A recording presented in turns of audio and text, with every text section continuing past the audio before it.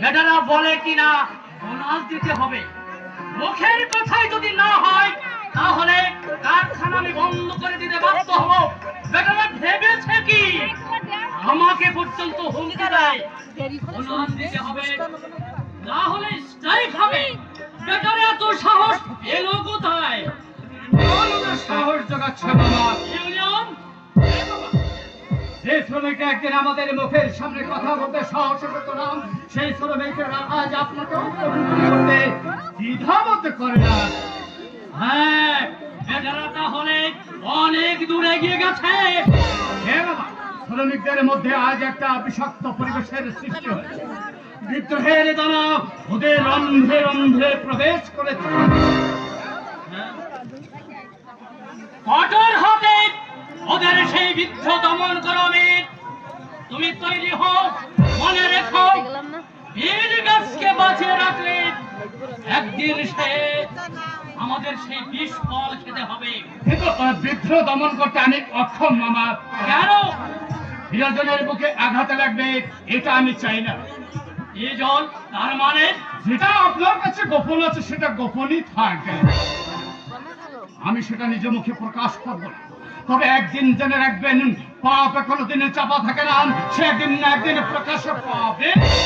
অমিত, তুমি শুধু আমার আত্মীয় লোক, কারখানার ম্যানেজার।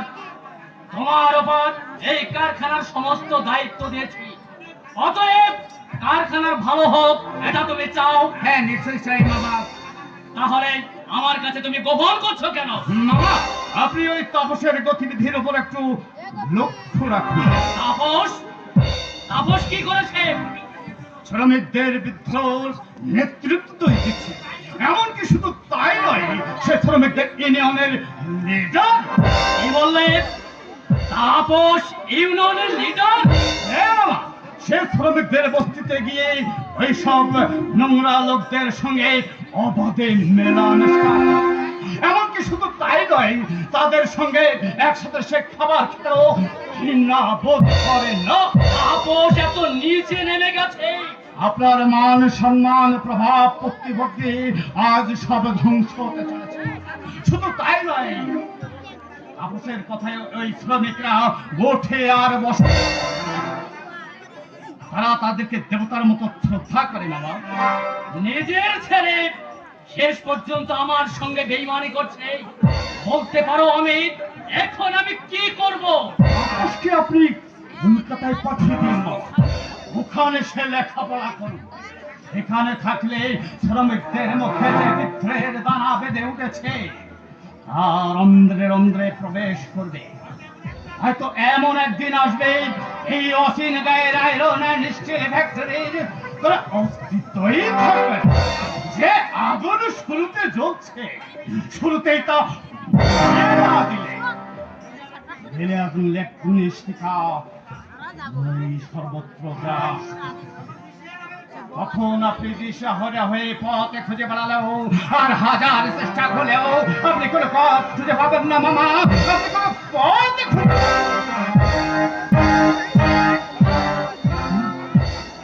অমিত কি বলে গেল? তাপস দিন দিন আমার অবদ্ধ হতে চলেছে। ভেবেছিলাম আমি দুর্বল, কিন্তু না, প্রয়োজন হলে আমি কঠিন ভয়ঙ্কর হতে পারি। এখন থেকে তাপসের ঔদ্ধত্যপনা আমাকে প্রতিরোধ করতে হবে। ভবিষ্যতে হয়তো আমাকে পথে বসতে হবে। বাবা, আপনার ঔষধ খাওয়ার সময় হয়ে গেছে। ঔষধটা খেয়ে নিন বাবা। তুমি কেন? নেপাল কোথায়? নেপালটা বাজারে গেছে বাবা। তুমি কি ভেবেছ তোমার হাতের ওষুধ আমি খাবো? মানে যাও, আমার চোখের সামনে থেকে বেরিয়ে যাও। ভবিষ্যতে আর কোনোদিন আমার সামনে এসে দাঁড়াবে না। একটা দৈত্যর বংশের মেয়ের মুখে আমি বাবা ডাক শুনতে ঘৃণা বোধ করি। বাবা, আমি তো কোনো অপরাধ করিনি বাবা। তুমি না করলেও তোমার দাদা করেছে। সে আমাকে ঠকিয়েছে। সেই বংশ নিয়ে তুমি বাড়িতে আছো, দুবেলা দুমুঠো খেতে পাচ্ছ, এটাই তোমার কাছে যথেষ্ট। এর বেশি কিছু আমার কাছ থেকে আশা করো না। একটা নিজ ঘরের মেয়েকে আমি কোনোদিন পুত্রবধূ বলে স্বীকার করব না। বাবা বাবা শ্বশুর আব্বা আমি নায়ক আমি নিজ ঘরের মেয়ে, আমার দাদা জুচ্ছ। আমি সে ওয়াইনের ডায়লগটা দেখো না। বারবার এই অপমান আমি আর সহ্য করতে পারছি না। মেয়েদের পরম স্মরণ হচ্ছে তার শ্বশুর বাড়ি। আমি সেই শ্বশুর বাড়ির শ্বশুরের সেবা থেকে বঞ্চিত হয়েছি। এ যে আমার নারী জীবনের কলঙ্ক। ওগো ঠাকুর, আমি যে আর পারছি না এই জীবন যন্ত্রণা থেকে। তুমি আমাকে অব্যাহতি দাও ঠাকুর, আমাকে তুমি অব্যাহতি দাও। বৌদি, বৌদি, একই ঠাকুরপো, কি হলো? তোমার চোখে জল কেন? কি হয়েছে বৌদি? না মানে থাক, আর বলতে হবে না, আমি সব বুঝেছি। কি বুঝেছো তুমি? দাদার মুহূর্তের অদর্শনে তুমি অস্থির হয়ে উঠেছো বৌদি। কিন্তু বৌদি, এখন থেকে এত অস্থির হলে তো চলবে না। না না ঠাকুরপো, তুমি যা ভাবছো তা কিন্তু নয়। না না, আমার চোখে তুমি ফাঁকি দিতে পারবে না বৌদি। আর দাদারও দেখছি কোনো বিচার বুদ্ধি নেই। আজ আসুক বাড়িতে, আচ্ছা করে বলবো। কি বলবে? বলবো, বাইরে বাইরে যদি ঘুরে বেড়াবে তো বিয়ে করেছো কেন? একটা মেয়েকে কথা বল, তার কোনো অধিকার নেই।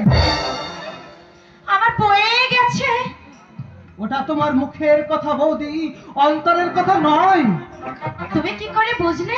আখি ভরা জল আর ব্যথা তোর মুখ দেখে কারো কি বুঝতে বাকি থাকে? তুমি তো দেখছো অন্তর্যামী। তা তা মশাই, এই বয়সে কটা মেয়ের অন্তরের খবর শুনে বসে আছো, আমাকে একটু বলবে? সে সৌভাগ্য আমার হয়নি বৌদি। ঠিক আছে, আমি আমি তোমার দাদাকে বলে তোমার সেই সৌভাগ্যের ব্যবস্থা আমি করে দেব। তুমি যতই চেষ্টা করো বৌদি, আমার মতো অভাগার গলায় কোনো মেয়ে মালা দেবে না। সেটাই তো আমার। তুমি শুধু লক্ষ্মীর ছেলের মতো টপর মাথায় দিয়ে ওই বিয়ের পিড়িতে বসবে। না বৌদি, বিয়ে মানে তো একটা মেয়েকে ঘরে আনা আর তার নানা রকমের বায়না সামলানো। না না বৌদি, ওসব আমার ধাতে সইবে না। তুমি তুমি কি করবে? কেন? বৈরিক বসুন্ধরী সন্ন্যাসী হয়ে আমি তীর্থে তীর্থে ঘুরে বেড়াবো?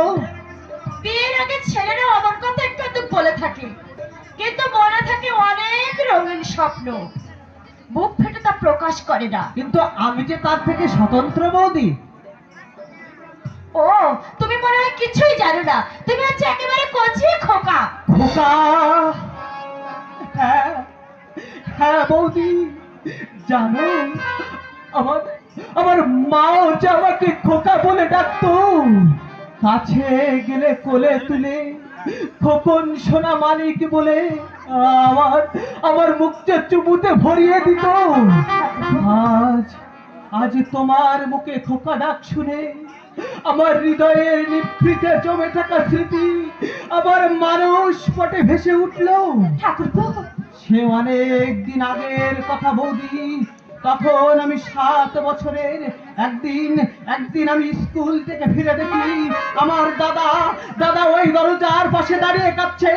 বাড়ির ভিতরে লোকে লোকারণ্য, মেঝের উপরে মা শুয়ে আছে। আমি কাছে গিয়ে মাকে কত ডাকলাম, বুকের উপর করে বললাম, মা গো, ও মা, আমার যে খিদে পেয়েছে, তুমি আমাকে খেতে দেবে, চলো।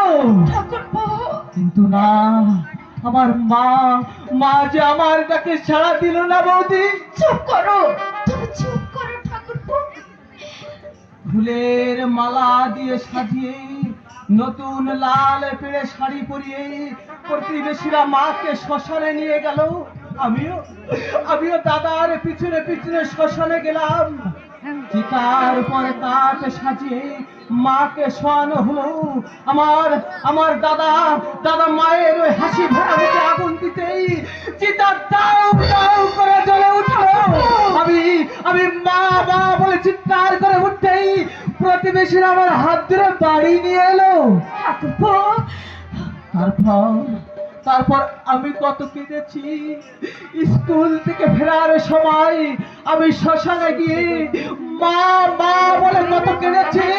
দাদাকে বারবার জিজ্ঞাসা করেছি, দাদা, এই দাদা, আমার আমার মা কবে আসবে? দাদা, আমার দাদা সব ছেড়ে আমার চোখের জল মুছে নিজেও নীরবে নিভৃতে অশ্রু ফেলেছে। দুঃখ করো না ভাই, হ্যাঁ, মা তো সবার চিরদিন থাকে না। জ্ঞান হতে আমি তাই জেনেছি বৌদি, আর তার সঙ্গে এটাও বুঝেছি, যার মা নেই তার মতো অভাগা বোধহয় এই পৃথিবীতে আর কেউ নেই বৌদি। ঠাকুরপো, ঠাকুরপো, তুমি তুমি এ বাড়িতে আসার পর আমার মায়ের স্থান অনেকটা পূর্ণ হয়েছে। তোমার মধ্যে আমি যে আমার হারানো মাকে খুঁজে পেয়েছি। তোমার এই স্নেহ ভালোবাসা থেকে এই অধমকে যেন তুমি কোনোদিন বঞ্চিত করো না বৌদি, বঞ্চিত করো না।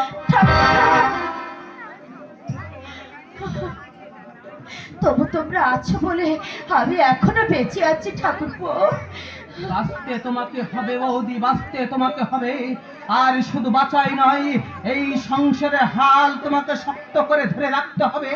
আর আমি তোমাকে আমার হৃদয়ে মায়ের শূন্য আসনে প্রতিষ্ঠিত করে পুজো করবো বৌদি। তুমি আমাকে আশীর্বাদ করবে, তোমার সে আশীর্বাদই হবে আমার জীবনে চলার পথের পাথেও। জীবনে চলার পথে যদি কোনোদিন কোনো ভুল করে থাকি বৌদি, সেই ভুল ভাঙিয়ে তুমি আমাকে মাতৃছুনে আদর করে কাছে টেনে নিও বৌদি, কাছে টেনে নিও। মধুর আমার মায়ের হাসি চাঁদের